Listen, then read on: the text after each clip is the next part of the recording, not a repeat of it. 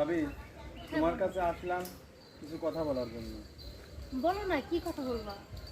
ভাই তো দেখলাম এক হোটেলেতে বাড়াচ্ছে, ওই হোটেলে তো ভালো মানুষ যায় না।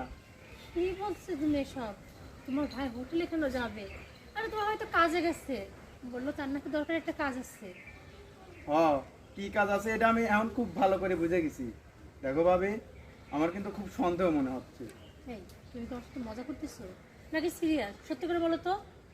ভাবি, আমি নিজে চোখে যেটা দেখছি সেটাই তোমাকে বলতেছি।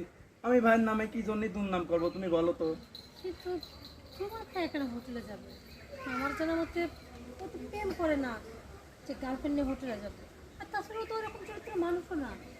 তোমার কথা ভুল হচ্ছে জীবন।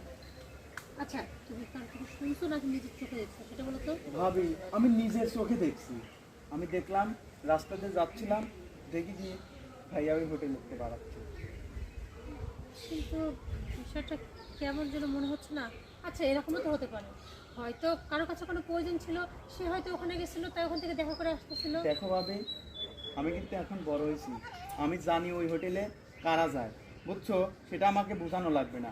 তোমাকে আমি বললাম, জানালাম এই বিষয়টা, আমার মনে হলো তোমাকে জানানো দরকার, তাই আমি তোমাকে জানালাম। আচ্ছা শোনো, যদি তোমার কথা ঠিক হয় তাহলে তো মাঝে মধ্যে যাবে।